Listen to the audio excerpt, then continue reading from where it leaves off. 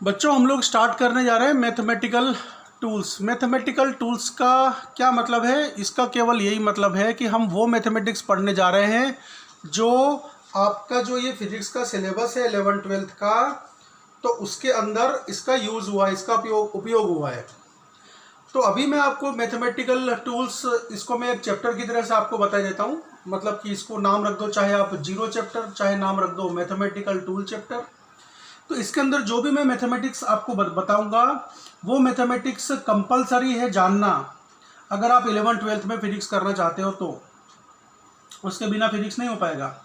मैं आपको बता चुका हूं ना कि जो फिजिक्स होता है वो एक चिड़िया की तरह से है, एक बर्ड की तरह से है, ठीक है।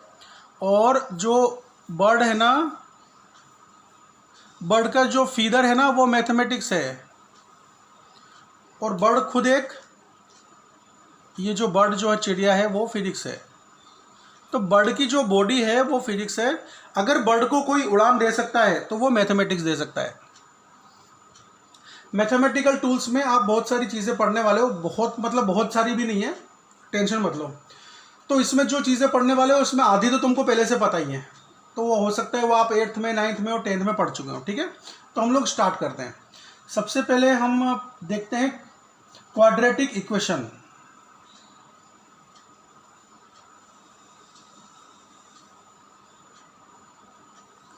बच्चों आपने ये इक्वेशन तो देखी है, जैसे कि ax² plus bx plus c is equal to 0। यहाँ पर a is not equal to 0। अगर ऐसी कोई इक्वेशन आती है तो हमको पता करना है कि ये x का वैल्यू क्या है। तो हम बोलेंगे x is equal to minus B plus minus root B square minus 4ac upon 2a। मतलब यहाँ पर x का दो वैल्यू मिलने वाला है। x का एक वैल्यू हो जाएगा, एक बार यहाँ प्लस रख दो, एक बार यहाँ माइनस रख दो, तो x का दो वैल्यू मिलने वाला है। x is equal to minus B, एक बार प्लस रख दिया मैंने, root B square minus 4ac upon 2a। x का एक और वैल्यू मिलने वाला है, एक बार यहाँ पर माइनस रख दो, minus B square minus 4ac। ये तो बच्चों आप पढ़ चुके हो ना, ठीक है। अच्छा, अब दूसरा इसके आगे हम पढ़ते हैं और वो है बायनोमियल थ्योरम। Binomial theorem. बच्चों ये बायनोमियल थ्योरम है ना, आप अभी तक शायद नहीं पढ़े हो। जो बच्चे मैथमेटिक्स लेंगे वो इसका पूरा डेरिवेशन देखेंगे। अच्छा, लेकिन फिजिक्स के काम का कितना है? तो हम ये देखो, हम ये कहेंगे कि अगर मान लो हमारे पास में कोई बहुत छोटा सा एक स्मॉल वैल्यू है, सपोज x जो है वो बहुत ही स्मॉल वैल्यू है। अब मैं इसको x को लगभग 0 के पास में लेके आ जाता हूँ, ठीक है। आप ऐसा समझ लो और चाहे आप ऐसा समझ लो, ठीक है। तो x अगर बहुत छोटी वैल्यू है और जो x का मैग्नीट्यूड है, मतलब x की जो मात्रा है ना वो x से बहुत ज़्यादा कम है, तो देखो यहाँ पर ये कोई कंपलसरी कंडीशन नहीं है कि x वो 0 के पास होना चाहिए, लेकिन ये कंपलसरी कंडीशन है कि x एक छोटी वैल्यू है। मतलब कितनी छोटी वैल्यू? इतनी छोटी कि वो 1 से बहुत छोटी है, बहुत छोटी है 1 से। तो अगर मैं 1 प्लस x की पावर n कर दूं तो ये लगभग बराबर होगा 1 प्लस nx के। तो आप इस नियम को याद रखना, ये बायनोमियल थ्योरम है और इसका डेरिवेशन आपको कोई फिजिक्स में कंपलसरी नहीं है, लेकिन आपको ये जानना बहुत ज़रूरी है। इस बायनोमियल थ्योरम का बार बार फिजिक्स में यूज़ होने वाला है। आप जो आगे चैप्टर्स पढ़ेंगे उसमें बार बार यूज़ होने वाला है, ठीक है। अच्छा, अब इसके आगे बढ़ते हैं।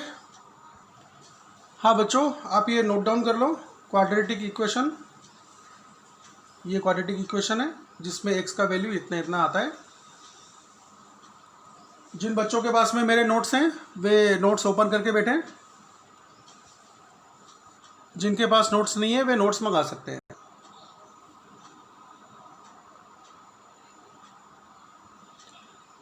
कॉल नहीं करनी है, फ़ोन कॉल नहीं करनी है, मैसेज ही करना है। हाँ बच्चों, तो आगे पढ़ते हैं हम लोग logarithms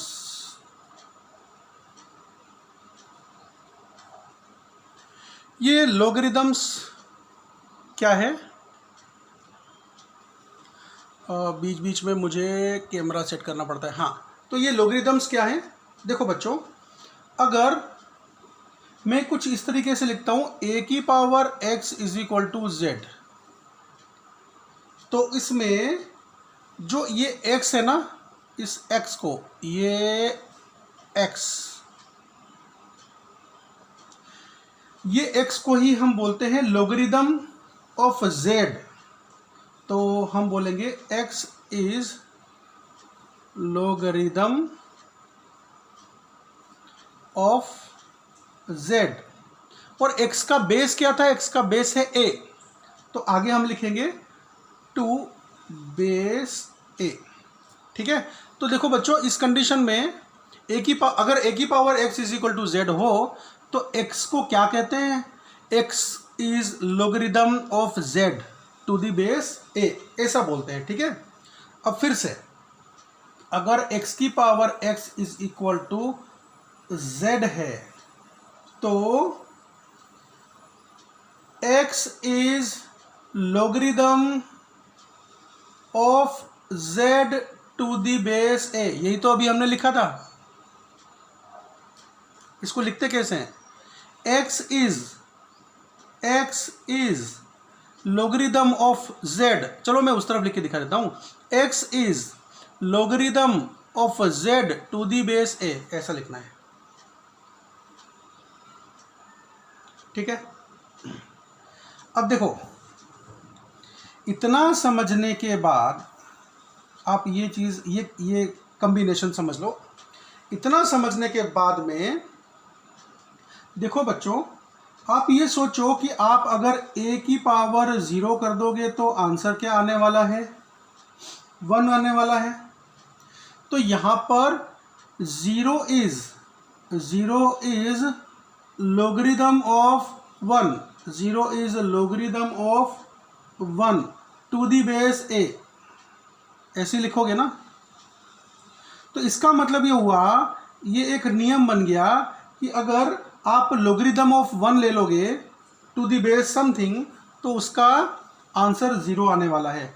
तो इस नियम को याद कर लो, रूल नंबर 1। अब देखो बच्चों, अगर मैं ये कहूँ a की power 1 is equal to a होता है, तो नियम के अनुसार हमारा नियम क्या बोलता है? 1 is logarithm of a to the base a। तो बच्चों, अब ये एक नया नियम बन गया, इस नियम को याद कर लो। मैं इसको ठीक से लिखे देता हूँ। Logarithm of a to the base a is equal to 1, इस नियम को याद कर लो। तो ये आपका पहला नियम हो गया, ये आपका दूसरा नियम हो गया। ठीक है,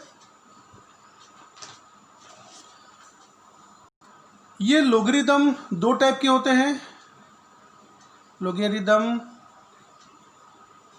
ये कौन से 2 टाइप के होते हैं? तो एक होता है नेचुरल लॉग। ये लोगरिदम को हम लोग है ना शॉर्टकट में लॉग बोलते हैं। ठीक है, ये LOG लॉग बोलते हैं। तो लोगरिदम 2 टाइप के हैं। एक होता है नेचुरल लोगरिदम, नेचुरल लोगरिदम, और दूसरा होता है कॉमन लोगरिदम।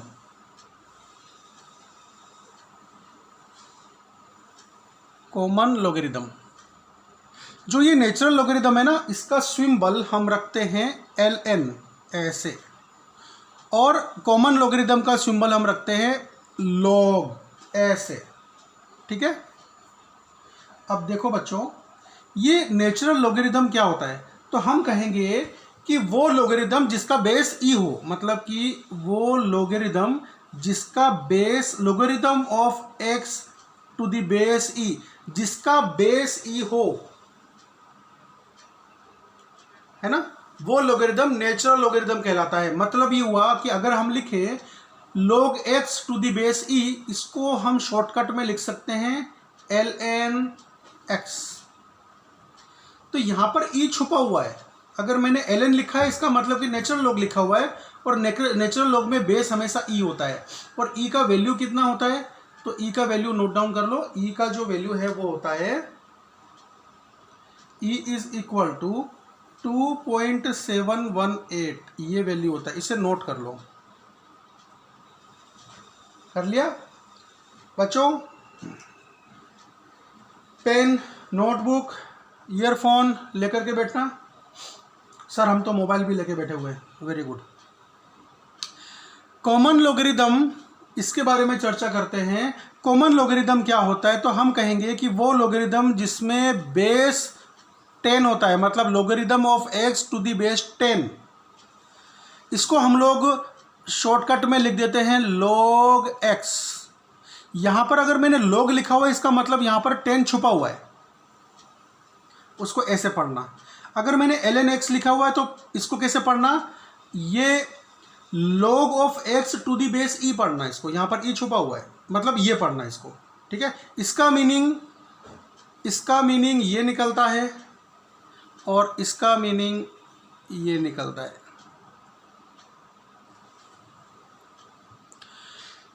अच्छा बच्चों, अब मैं आपको कुछ नियम बता देता हूं लॉगरिदम के, उन नियमों को ध्यान रखना। अभी तक हमने 2 नियम देखे, एक नियम ये, एक नियम ये। आगे के नियम बताता हूं, नोट डाउन करना शुरू करो। देखो ln x मतलब नेचुरल लॉग ऑफ x।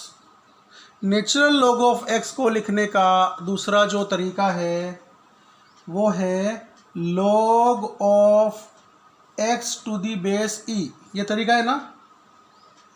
अच्छा, is equal to 2.3026 log of x to the base 10।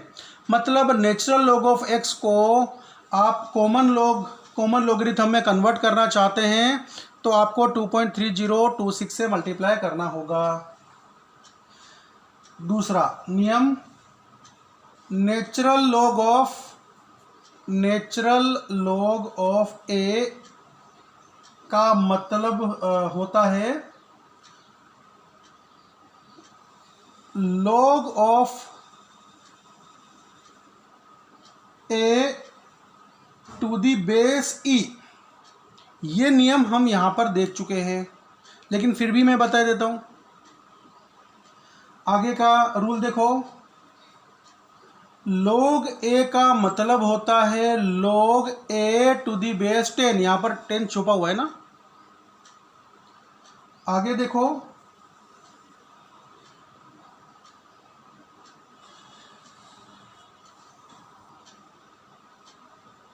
Natural log a into b is equal to natural log of a plus natural log of b। ये अगला नियम याद करो। Natural log of a divided by b is equal to natural log of a minus natural log of b। इस नियम को याद करो। नेचुरल लॉग ऑफ a की पावर n का मतलब है इस पावर n को बाहर निकालो, नेचुरल लॉग ऑफ a। इस नियम को याद करो। और ठीक इसी तरीके से इस नियम को देखो, जो नेचुरल लॉग के लिए लिखा है ना वो कॉमन लॉग के लिए भी हो सकता है। मतलब कि log of a into b is equal to log a plus log b। log a divided by b is equal to log a minus log b। ठीक है, तो वही नियम कॉमन लॉगरिथम के भी है। ठीक है, चलो, तो इतना लॉगरिथम में जानना आपके लिए पर्याप्त है। आप इस चीज को याद कर लो। ठीक है, ये चीज फिजिक्स में काम आने वाली है।